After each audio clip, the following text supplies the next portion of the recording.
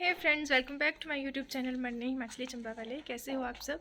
उम्मीद है कि आप लोग बहुत अच्छे होंगे और मैं भी एकदम ठीक हूँ। तो आज है 31 अक्टूबर और मैं आई हूँ अभी जस्ट कैनी पहुँची हूँ। सुबह के लगभग 10:30 हो रहे हैं और इतनी सुबह सुबह मेरे आने का कोई प्लान था नहीं, पर यहाँ आने का कुछ मेन रीज़न भी नहीं था। मतलब पहले से प्री प्लान नहीं था कि मैं यहाँ आऊँगी इतने मॉर्निंग में, क्योंकि कल 1 नवंबर है और सबको पता है कि कल करवा चौथ है। तो करवा चौथ की तैयारियों में आज का सारा दिन मेरा चले जाना था।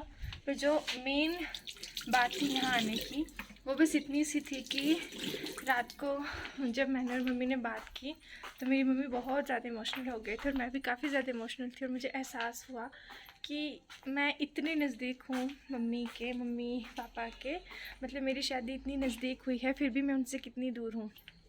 फिर मुझे मतलब मैं इतनी डीप चली गई कि कितना फ़र्क आ जाता है शादी के बाद, कि मैं हूँ इतने पास में, मेरी शादी इतने पास में हुई है, पर फिर भी वो जो पहले क्रेज़ होता था, पहले फीलिंग होती थी, इमोशंस होते थे कि करवा चौथ है या कोई भी फेस्टिवल है, कुछ भी है, मतलब घर में कैसे सेलिब्रेट करना है, क्या क्या करना है, कौन सी तैयारियाँ, कौन सी शॉपिंग कैसे किस तरह से करनी है, वो चीज़ें शादी के बाद बिल्कुल बदल जाती हैं। तो आज आने का कोई प्लान था नहीं। आना था मैंने करवा चौथ की सरगी की वो जो थाली देते हैं, मैं मम्मा को भी देती हूँ, मम्मा मुझे भी देते हैं। तो जैसा कि हमारी तरफ होता है कि कल व्रत है तो हम आज के ही दिन शाम के टाइम वो थालियाँ सबको डिस्ट्रीब्यूट करते हैं, आपस में बांटते हैं। तो वो सामान मैं भी मम्मी के लिए लेके रखती हूँ और मम्मी मेरे लिए, पर वो मुझे कल या परसों तक मम्मी को पहुँचाना था। तो सामान वगैरह भी नहीं मैं लेकर आई, क्योंकि सबसे पहली जो थाली होगी वो माता रानी की होगी। माता रानी की फ़र्स्ट थाली को उठा के ही हम बाकियों को जो है वो थाली देंगे। तो थाली वगैरह का सामान लेकर भी नहीं आई। पर मुझे कल इतना बुरा लगा, इतना मैं इमोशनल हो गई और मुझे सुबह उठते ही दिमाग में आया कि मुझे मम्मी से मिलने जाना है, चाहे मैं आधे घंटे के लिए जाऊँ पर मैं जाऊँगी। तो इसलिए मैं सुबह सुबह यहाँ पहुँच गई और मम्मी पापा किसी को भी कुछ पता नहीं था। और जब मैं यहाँ पहुँची तो आप मम्मी पापा का रिएक्शन, पापा को तो क्या ही पर मम्मी का रिएक्शन देख सकते हो, जिसको देखकर मुझे इतना सुकून मिला और इतना अच्छा लगा ना। मतलब शादी के बाद फर्स्ट टाइम ऐसे हुआ कि मैं इतनी इमोशनल हुई मम्मी से बात करते करते और मुझे मम्मी की इतनी याद आई। एक्चुअली जो मेन रीज़न था वो ये था कि अभी कुछ टाइम पहले ही मेरे नानी जी एक्सपायर हुए हैं, अभी कुछ टाइम ही हुआ है। और उसके बाद मम्मी काफ़ी ज़्यादा इमोशनल रहते हैं, काफ़ी ज़्यादा सोच में डूबे हुए रहते हैं और मम्मी खुद को बहुत ही ज़्यादा अकेला फ़ील करते हैं। वो जायज़ भी है, अब इस बात से क्या मुँह फेरना कि मतलब उनकी कमी या उनकी यादें वो मम्मी को ही ज़्यादा आती हैं। हमारा तो क्या है, हम थोड़ी देर उनके बारे में बात करते हैं फिर भूल जाते हैं, पर मम्मी तो हर पल, मतलब माँ बाप का रिश्ता तो सब जानते हैं हम। तो मम्मी बहुत ज़्यादा इमोशनल रहते हैं आजकल, और इस बार नानी नहीं है तो मम्मी को कुछ ज़्यादा ही हर्ट होते हुए मैंने देखा, इमोशनल होते हुए कल। तो फिर मुझे ऐसा लगा कि नहीं, मेरे को आज मम्मी के पास जाना है, थोड़ी देर के लिए सही पर जाना है। इसलिए मैं जस्ट अभी पहुंची और आपको मैं मम्मी का रिएक्शन भी दिखाऊंगी जो कि बहुत प्यारा था।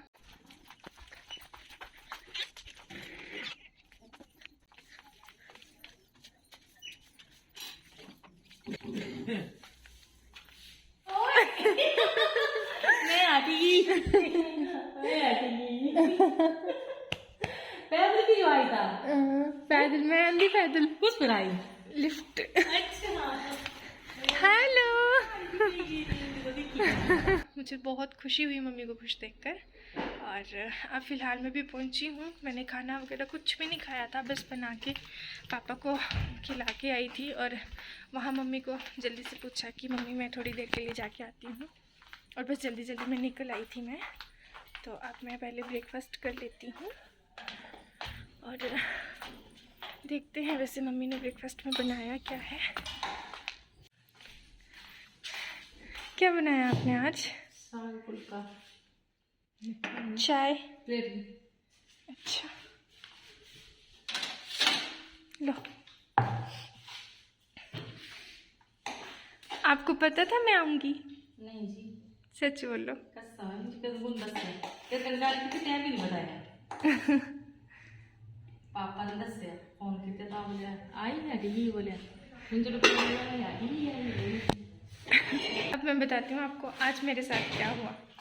जब मेरे आने का प्लान बना तो किसी को भी पता नहीं था कि मैंने यहाँ पे आना है। सिर्फ मैंने नवी को पूछा था कि बसेस की टाइमिंग वगैरह का, तो उसने बोला था कि हाँ 9:30-10 बजे के आसपास एक बस आती है।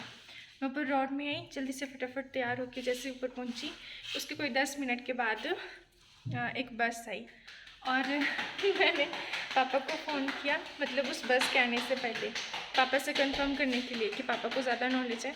तो मैंने पूछा कि हाँ बस की टाइमिंग वगैरह, और मुझे ये भी पता था कि आज पापा की रेस्ट है तो पापा घर आए होंगे, पर ये नहीं पता था कि वो चले गए हैं या उन्होंने अभी आना है। तो पापा ने बोला कि एक्चुअली पापा ने भी मजाक किया, पापा ने भी क्लियर नहीं बताया कि मैं घर पर हूँ कि मैं ड्यूटी पे हूँ। उन्होंने बोला कि हाँ बस आती है 9:30 बजे के आसपास, 9:45 बजे तक तेरे घर के ऊपर से क्रॉस होगी तो शगुन बस आएगी। तो मैंने बोला ठीक है शगुन बस आएगी तो उसमें मैं आ जाऊँगी। मुझे नहीं पता था कि पापा बस में ही है। और मेरे सामने वो बस रुकी और वो शगुन की जगह अब चेंज हो चुकी है राना बस में।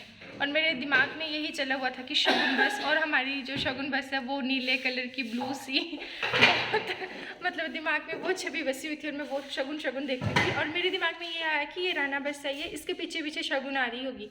मैंने ना बोर्ड पढ़ा ना मैंने कुछ और देखा और मैंने सोचा बस मैं इसके पीछे अब जो आएगी उस पर चढ़ूँगी। और राना बस क्रॉस होकर चली गई, पापा बस के अंदर ही थे। जैसे ही बस गई उसके 2 मिनट बाद मेरे को कॉल आई पापा की कि तू बस में नहीं चढ़ी। मैंने बोला कौन सी बस, बस आई नहीं तो मैं कैसे चढ़ूँ। बोलते बस तेरे मुंह के आगे रुकी होगी, तू है कहाँ पे। मैंने कहा मैं तो शेड के पास हूँ। तो पापा बस में ही थे और मेरे सामने सामने बस रुक के चली भी गई और मेरे को पता भी नहीं लगा। मैं इतनी खोई हुई थी कि मैंने बोर्ड तक नहीं देखा कि वो बोर्ड मतलब जाएगी कहाँ पे बस। और फिर बाद में तो मेरे को पापा पे भी इतना गुस्सा आया कि अगर आप बस के अंदर थे तो आप 2 मिनट झाँक के बाहर देख लेते कि मैं हूँ कि नहीं। फिर उसके बाद मैं दूसरी बस लेकर जो ऊपर मेन रोड पे जाती है उस बस में आई और ऊपर से नीचे लिफ्ट में आई। और अब मैं खाना खा रही हूँ। मैं मिलती हूँ आपसे बाद में।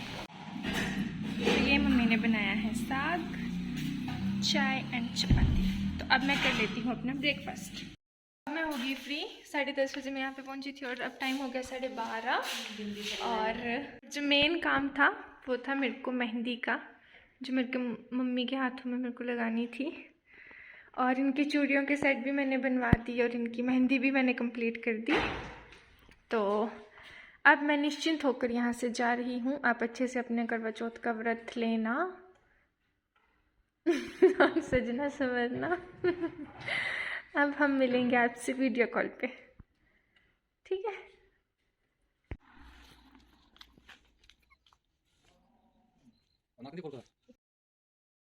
तो मैंने करवा चौथ के लिए मेहंदी लगवा ली है, अपने हाथों में भी और अपने पाँव में भी।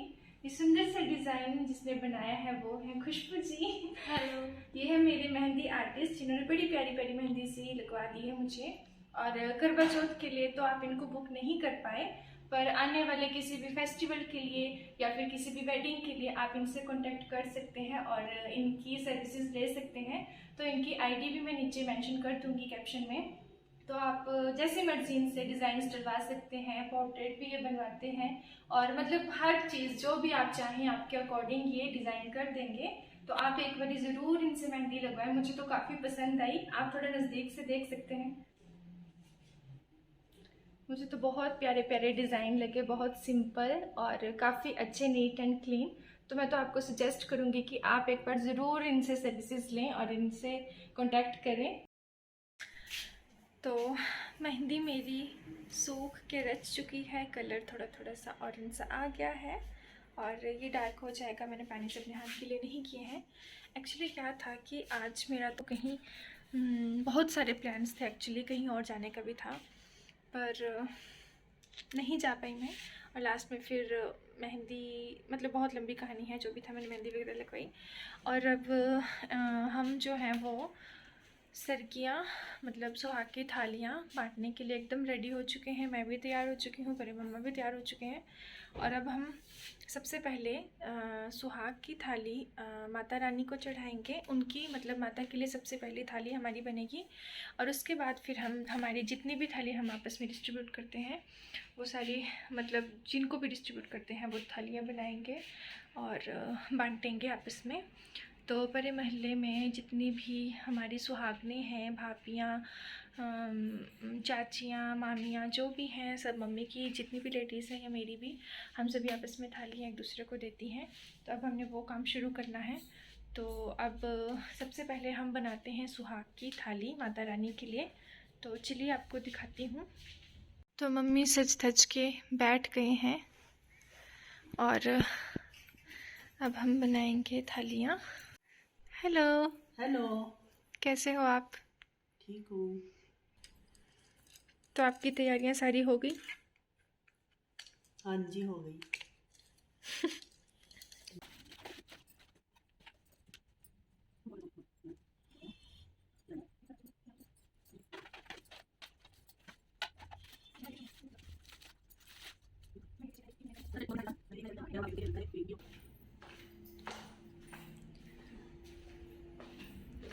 तो सबसे पहले जा रहे हैं हम नीचे मंदिर में माता की थाली माता को चढ़ाने, सुहाग की थाली। और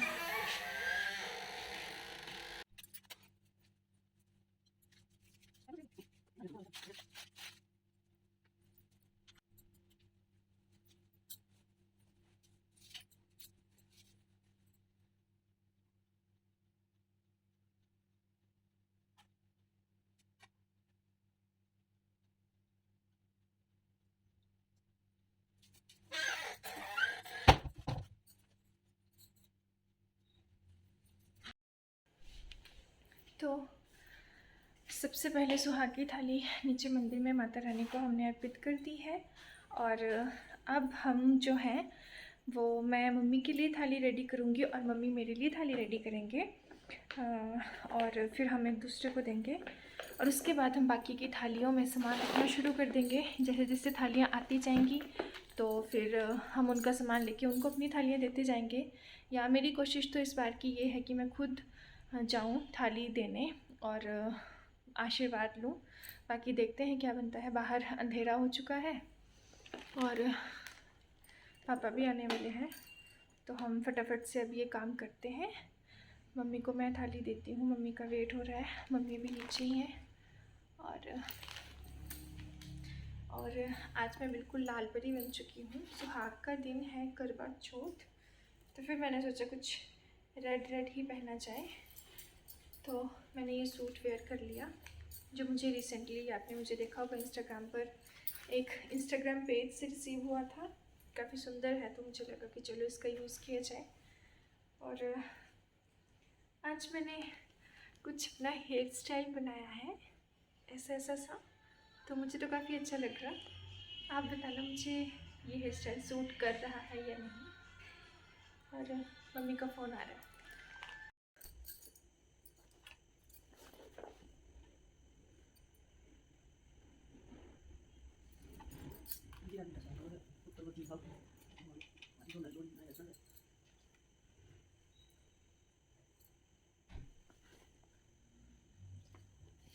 तो ये है मम्मी की थाली जो मैंने मम्मी को दी है, जिसमें मम्मी के लिए ये सारा श्रृंगार का सामान है।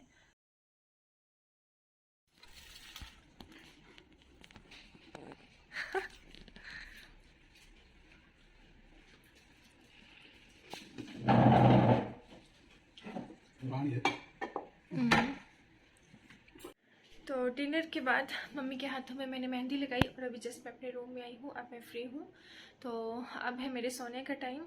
और यही था मेरा आज का व्लॉग। इसी के साथ मैं अपनी वीडियो को यहीं पे एंड करती हूँ। उम्मीद है कि आपको मेरा ये व्लॉग पसंद आएगा। अगर आपको मेरा व्लॉग पसंद आए तो मेरी वीडियो को ढेर सारा प्यार दीजिए, बहुत सारे कमेंट्स कीजिए, वीडियो शेयर कीजिए। और अगर आप मेरे चैनल पर नए हो तो सब्सक्राइब ज़रूर कीजिए।